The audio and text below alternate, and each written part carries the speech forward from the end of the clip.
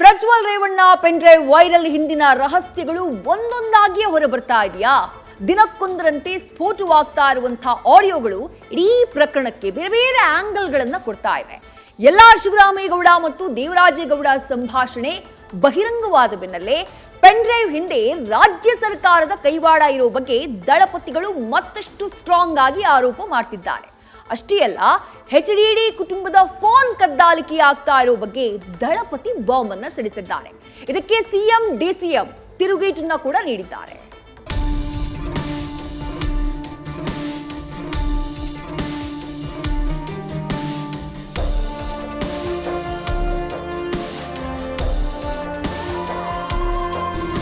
ರಾಜ್ಯ ಮಾತ್ರವಲ್ಲ, ದೇಶದ ಮಟ್ಟದಲ್ಲಿ ಭಾರೀ ಆಕ್ರೋಶಕ್ಕೆ ಕಾರಣವಾಗಿದ್ದ ಪ್ರಜ್ವಲ್ ಪೆನ್ ಡ್ರೈವ್ ಪ್ರಕರಣ ಇದೀಗ ರಾಜ್ಯ ರಾಜಕೀಯದಲ್ಲಿ ಬಿರುಗಾಳಿಯನ್ನ ಎಬ್ಬಿಸಿದೆ. ಪೆನ್ ಡ್ರೈವ್ ಕೇಸ್ನಲ್ಲಿ ದಿನಕ್ಕೊಂದು ಬೆಳವಣಿಗೆಗಳು ನಡೀತಾ ಇವೆ. ವಕೀಲ ದೇವರಾಜೇಗೌಡ ಮತ್ತು ಶಿವರಾಮೇಗೌಡ ನಡುವಿನ ಫೋನ್ ಸಂಭಾಷಣೆ ಬಹಿರಂಗವಾದ ಬಳಿಕ ಇದು ಮತ್ತೊಂದು ತಿರುವನ್ನ ಪಡ್ಕೊಂಡಿದೆ. ಅಷ್ಟೇ ಅಲ್ಲ, ರಾಜ್ಯ ಸರ್ಕಾರವನ್ನೇ ಶೇಕ್ ಆಗುವಂತೆ ಮಾಡಿದೆ. HD ದೇವೇಗೌಡರ ಕುಟುಂಬವನ್ನ ಟಾರ್ಗೆಟ್ ಮಾಡಿದ್ಯಾ ಸರ್ಕಾರ? ಪೆನ್ ಡ್ರೈವ್ ಕೇಸ್ನಲ್ಲಿ HDD ಫ್ಯಾಮಿಲಿ ಫೋನ್ ಟ್ಯಾಪ್ ಆಗ್ತಿದ್ಯಾ? ರಾಜಕೀಯವಾಗಿ ದೇವೇಗೌಡರ ಕುಟುಂಬವನ್ನ ಬಲಿ ಪಡೆಯೋಕೆ ರಾಜ್ಯ ಸರ್ಕಾರವೇ ರೆಡಿಯಾಗಿದೆ ಅಂತ ಶಿವರಾಮೇಗೌಡ ಸಂಭಾಷಣೆಯಲ್ಲಿ ಹೇಳಿದ್ದಾರೆ. ಇದು ಬಹಿರಂಗವಾಗ್ತಾ ಇದ್ದ ಹಾಗೆ ರಾಜ್ಯ ರಾಜಕೀಯದಲ್ಲಿ ಸಂಚಲನ ಸೃಷ್ಟಿಯಾಗಿದೆ.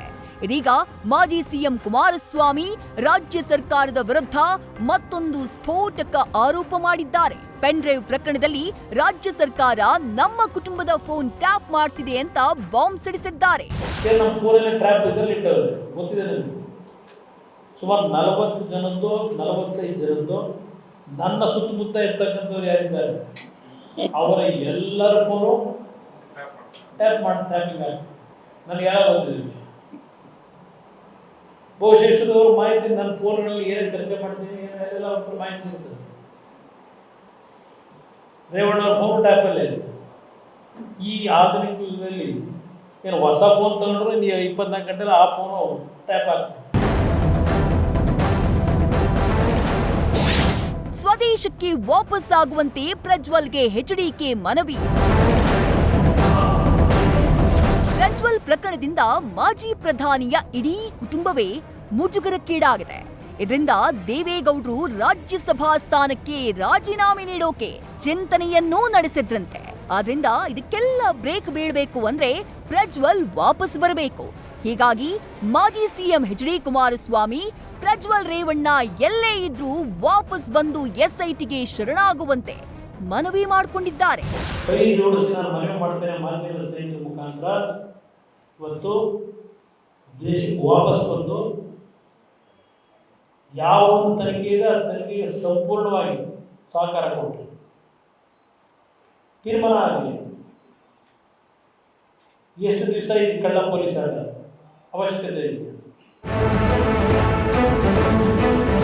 ಇನ್ನು ಸರ್ಕಾರದ ವಿರುದ್ಧ HDK ಮಾತ್ರ ಅಲ್ಲ, ನಿಖಿಲ್ ಕುಮಾರಸ್ವಾಮಿ ಕೂಡ ವಾಗ್ದಾಳಿ ಮಾಡಿದ್ದಾರೆ. ಪೆನ್ ಡ್ರೈವ್ ಪ್ರಕರಣದ ಹಿಂದೆ ರಾಜ್ಯ ಸರ್ಕಾರ ಮತ್ತು ಸರ್ಕಾರದ ಭಾಗವಾಗಿರೋರು ಇರೋದು ಪಕ್ಕಾ ಅಂತ JDS ಯುವ ಘಟಕದ ರಾಜ್ಯಾಧ್ಯಕ್ಷ ನಿಖಿಲ್ ಕುಮಾರಸ್ವಾಮಿ ಕಿಡಿಕಾರಿದ್ದಾರೆ.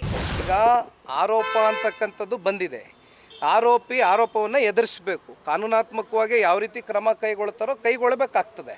ಅದ್ರ ಬಗ್ಗೆ ಯಾವುದೇ ಆಕ್ಷೇಪಣೆ ಇಲ್ಲ. ಆದರೆ ಇವತ್ತು ಆ ಹೆಣ್ಮಕ್ಳು, ಆ ಸಂತ್ರಸ್ತೆಯರ ಒಂದು ಕುಟುಂಬ ಅಥವಾ ಅವರಾಗಲಿ ಇವತ್ತು ಸಂಪೂರ್ಣವಾಗಿ ಅವ್ರನ್ನ ಇಡೀ ರಾಜ್ಯದ ಜನತೆಗೆ ತೋರಿಸಿರ್ತಕ್ಕಂಥದ್ದು ಯಾರು? ಇದು ಪ್ರಶ್ನೆ ಕೇಳಬೇಕಲ್ವಾ? ಯಾರು ಇವತ್ತು ಆ ವಿಡಿಯೋನ ಬಿಡುಗಡೆ ಮಾಡಿದವ್ರು ಯಾರು? ಪ್ರಜ್ವಲ್ ಪೆನ್ ಡ್ರೈವ್ ಕೇಸ್ನಲ್ಲಿ ಆಡಿಯೋ ವೈರಲ್ ಆದ ಬೆನ್ನಲ್ಲೇ ಸರ್ಕಾರಕ್ಕೂ ತಲೆನೋವು ಶುರುವಾಗಿದೆ. ಆಡಿಯೋನೇ ಅಸ್ತ್ರ ಮಾಡಿಕೊಂಡು HDK ಸರ್ಕಾರದ ವಿರುದ್ಧ ವಾಗ್ದಾಳಿ ನಡೆಸಿದ್ದಾರೆ. HDK ಆರೋಪಕ್ಕೆ ತಿರುಗೇಟು ನೀಡಿರುವ DCM DK Shivakumar phone tap ಮಾಡೋಕೆ ಅವರೇನು ಟೆರರಿಸ್ಟಾ? ಅವರು ರಾಜ್ಯದ ನಾಯಕರು. ನಮ್ಮ ಸರ್ಕಾರ ಫೋನ್ ಟ್ಯಾಪ್ನಂತಹ ಕೆಲಸ ಮಾಡಲ್ಲ ಅಂತ ತಿರುಗೇಟನ್ನ ನೀಡಿದ್ದಾರೆ. ಇನ್ನು ಸಿಎಂ ಸಿದ್ದರಾಮಯ್ಯ ಕೂಡ ಪೆನ್ ಡ್ರೈವ್ ಕೇಸ್ನಲ್ಲಿ ಯಾರನ್ನೂ ಗುರಿಯಾಗಿಸಿಲ್ಲ, ಯಾವುದೇ ರಾಜಕೀಯವೂ ಇಲ್ಲ ಅಂತ ಸ್ಪಷ್ಟನೆ ನೀಡಿದ್ದಾರೆ. ಕಾನೂನು ರೀತಿಯ ಇನ್ವೆಸ್ಟಿಗೇಷನ್ ಮಾಡಿಸ್ತಾರೆ. ಕಾನೂನು ರೀತಿಯ ತಪ್ಪಿತಸ್ಥರಿಗೆ ಶಿಕ್ಷೆಯನ್ನು ಕೊಡಿಸ್ತಕ್ಕಂಥ ಕೆಲಸವನ್ನು ಮಾಡ್ತದೆ. ಇದರಲ್ಲಿ ಯಾವುದೇ ರಾಜಕೀಯ ದುರುದ್ದೇಶ ಆಗಲಿ ಅಥವಾ ಯಾರಿಗೋ ಸಹಾಯ ಮಾಡೋದಾಗ್ಲಿ ಯಾವುದು ಇರಲಿಕ್ಕೆ ಸಾಧ್ಯ ಇಲ್ಲ. ಅಂತ ಮುಟ್ಟಾಳ ಕೆಲಸಕ್ಕೆ ನಮ್ಮ ಸರ್ಕಾರ ಹೋಗೋದಿಲ್ಲ. ಅಂತ ಮುಟ್ಟಾಳ ಕೆಲಸಕ್ಕೆ ಕಾಂಗ್ರೆಸ್ ಸರ್ಕಾರ ಯಾವ ಟ್ಯಾಪು ಮಾಡೋಂಥ ಅವಶ್ಯಕತೆಯೂ ಇಲ್ಲ. ಏನು ಅವ್ರೇನು ಟೆರರಿಸ್ಟ್ಗಳಿಗಾದ್ರೆ ಪರ್ಮಿಷನ್ ತೊಗೊಂಡು ಮಾಡ್ತಾರೆ. ಅವರು ನಮ್ಮ ರಾಜ್ಯದ ನಾಯಕರುಗಳು, ಅವ್ರಿಗೆ ಯಾಕೆ ಟ್ಯಾಪ್ ಮಾಡಕ್ಕೆ ಹೋಗ್ತಾರೆ? ಒಟ್ಟಾರೆ ಪ್ರಜ್ವಲ್ ಪೆನ್ ಡ್ರೈವ್ ಪ್ರಕರಣ ದಿನಕ್ಕೊಂದು ಟ್ವಿಸ್ಟ್ ಅನ್ನ ಪಡ್ಕೊಳ್ತಾ ಇದೆ. ಪೆನ್ ಡ್ರೈವ್ ವೈರಲ್ ಮಾಡಿದ್ ಯಾರು ಎಂಬ ಚರ್ಚೆ ನಡೀತಾ ಇರುವಾಗಲೇ ಎಲ್ಲಾ ಶಿವರಾಮೇಗೌಡ ಆಡಿಯೋ ಬಹಿರಂಗವಾಗಿದ್ದು ರಾಜ್ಯ ರಾಜಕೀಯದಲ್ಲಿ ಅಲ್ಲೋಲ ಕಲ್ಲೋಲ ಸೃಷ್ಟಿ ಮಾಡಿದೆ. ಸರ್ಕಾರದ ಮೇಲೆಯೇ ಅನುಮಾನದ ನೋಟ ಬೀರುವಂತೆ ಮಾಡಿದೆ. News first bureau. News first ನಿರ್ಭೀತಿಯಿಂದ ನಿಮ್ಮ ಪರವಾಗಿ.